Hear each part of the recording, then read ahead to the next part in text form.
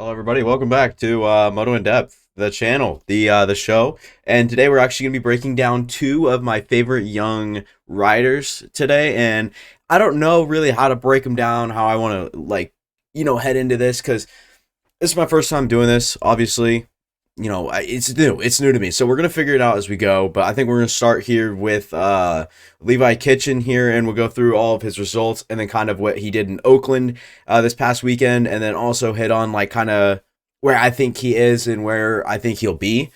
So I think we can start with Levi Kitchen in A1. In his heat, he got fourth place. It was a solid ride from what I remember. It was a little bit worse than I was expecting in the main though, ending up seventh. I had a little bit higher hopes for him.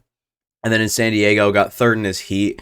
Ended up not starting the main. I can't remember quite why. I'm pretty sure it was an injury. It could have been a crash, but if you finish third, if he even finished his heat. So I don't know. It was a little bit weird. I can't recall the situation, but I remember it was some sort of injury, and I watched an interview or something like that, and he said that he was all good to go. Not quite 100%, but he was good to go. But and A2 obviously got that Triple Crown win with a fourth place, and then 2 seconds was good enough with Jet Lawrence having such a spotty night, and then the McAdoo and RJ Hampshire injuries. So I thought that was pretty cool as well. He really took advantage of the opportunity. I thought it showed what he could be riding up there towards the top. Obviously his teammate Styles Robertson beat him though. I'm another fan of Styles Robertson, so maybe once he starts racing again on the east side of the, or no, he's on the west. He just was hurt. I forgot about that. Yeah, so I'm not sure quite why he was hurt. Did he use? No, that was Nicoletti that dislocated his pinky or his finger or whatever. But in Oakland, he did two fourth places, one in the heat and one in the main. In the heat, he came back all the way from 16th. He was about ninth halfway through and then finished fourth. It wasn't too stacked of a heat, though, so I wasn't really surprised to see him kind of march all the way back up from 16th to fourth. It was a good result. I think that he was not flying, but he was definitely consistently getting through all the riders and all the traffic. So it showed good navigation and whatnot. So I thought it was a pretty good ride from him. And then in the main, he ended up starting ninth, and then he worked his sixth about 4.5 minutes in. So give him a little bit, and he worked his way up through three, I think, close to factory guys.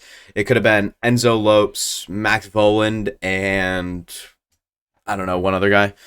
Was it? I can't recall. But he moved past Pierce Brown after Pierce Brown had his little crash.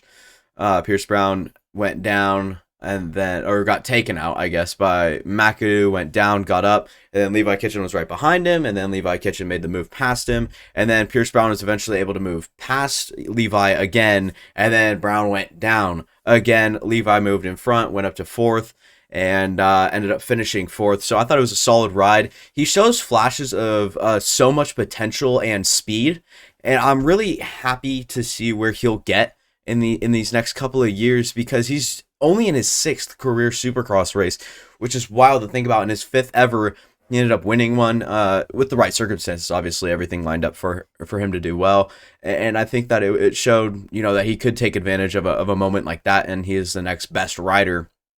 I think he is potentially better than Pierce Brown in the long run. Right now, currently, probably not. But if I were to be building a team, I'd probably want Levi Kitchen over Pierce Brown at this point, because I think the ceiling is just a lot higher on Levi Kitchen. I've talked about Pierce Brown before, and I'm not a big fan of his racecraft. He doesn't really have that sense of a rider's mind. And we'll get on another guy who I personally think has a really, really fascinating way of riding.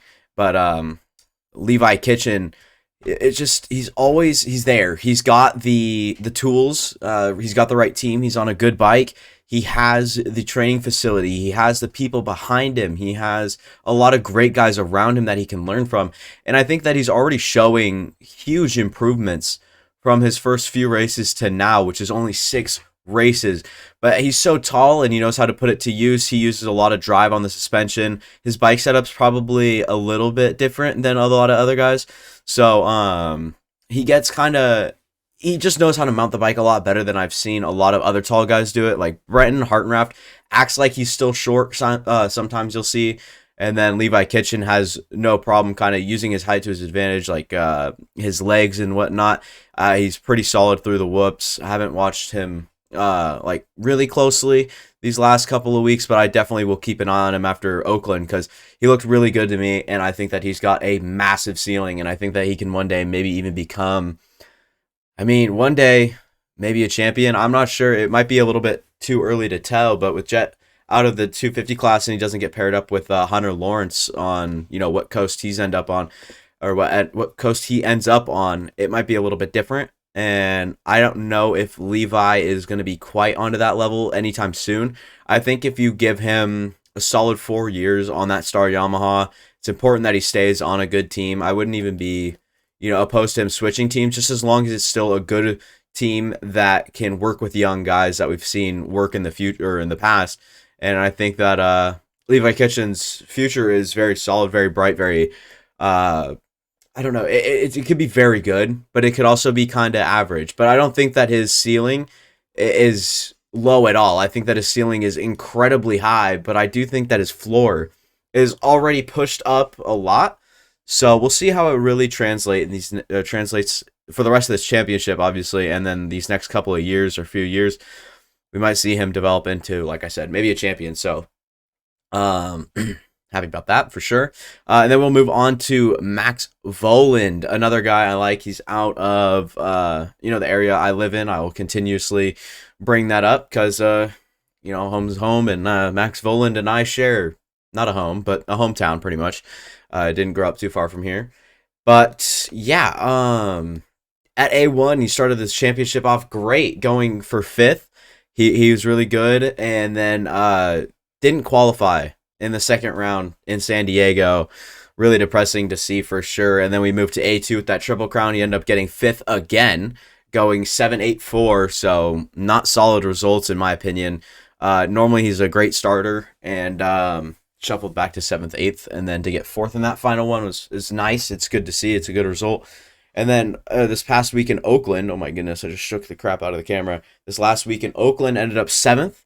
He started well. He just wasn't fast enough. I had shuffled back to 7th in the first 9 minutes and finished 7th. Basically, he started well. He was top 5 on the start, I think. And then he just doesn't have the pace of these other guys. Maybe he can hold them off for a little bit longer, say, than a Pierce Brown, who kind of gets past, not easily, but Pierce Brown, who has a lot of speed. Whenever he doesn't have that speed, he gets past... Yeah, I'd say generally easily, but Max Voland isn't really ever really passed easily, although he is really realistic, and we'll hop at all of his traits in a little bit and just in a second here.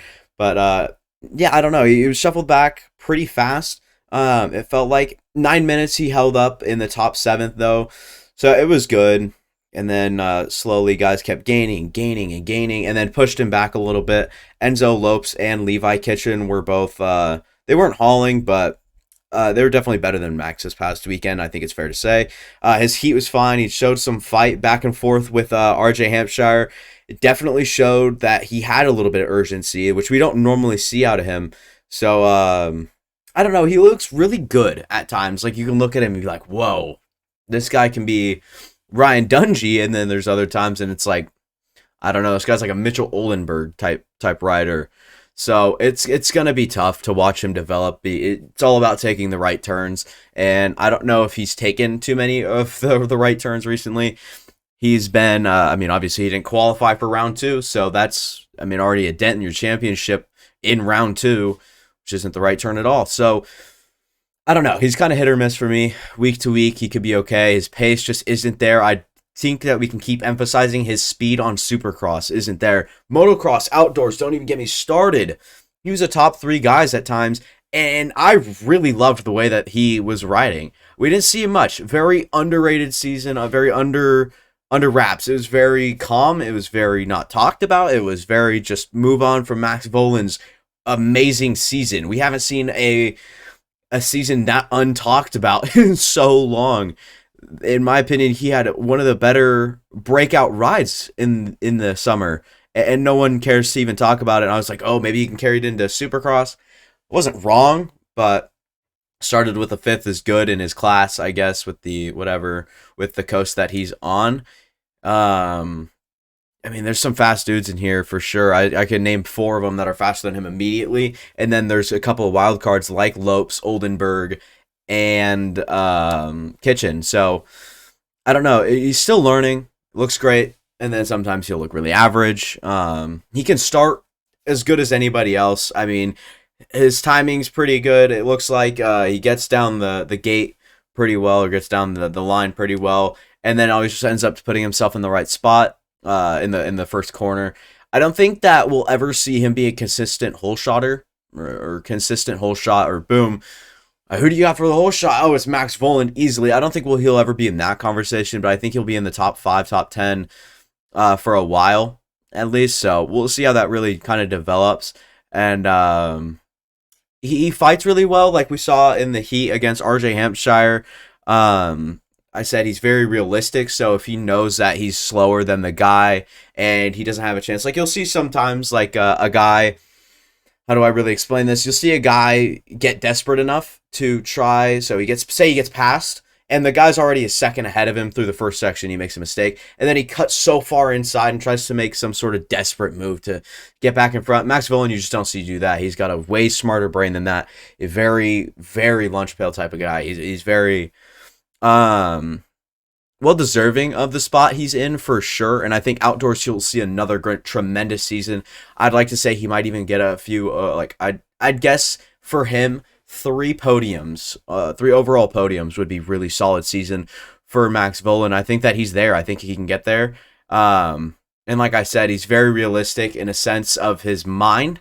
He's always very thoughtful of what he's doing. He's always very up in his head, not in a bad way though. He can think. He's got great racecraft. He's very composed. He's not there yet. I don't think he's quite there yet in Supercross side of things, at least. And I don't think he will be for a while, but his ceiling's pretty high. I'm not going to say he's going to be a Ryan Dungey guy, but he has flashes where it's like, this guy could be a Ryan Dungey type rider. He's very solid. I think that's just kind of a word we'll be using for him for a long time, is solid.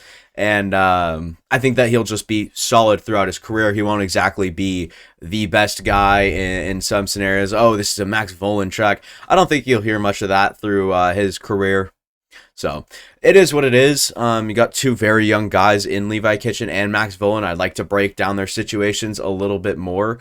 I really enjoy what I'm doing here on this show, and I can't wait to do more. And that kind of just speaks volume to me, that I'm really enjoying what we're doing, and hopefully I can continue to push out good content. I wish I would have been doing this longer. Recently got this camera that doesn't allow me to do this. Obviously, could have done this before, but yeah, that'll be all for me. Thank you guys for watching. I do appreciate it so much.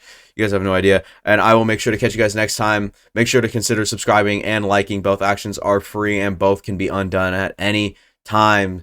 So keep that in the back of your head, all the way back here when it comes up. Make sure to think about it. I'll see you guys next time.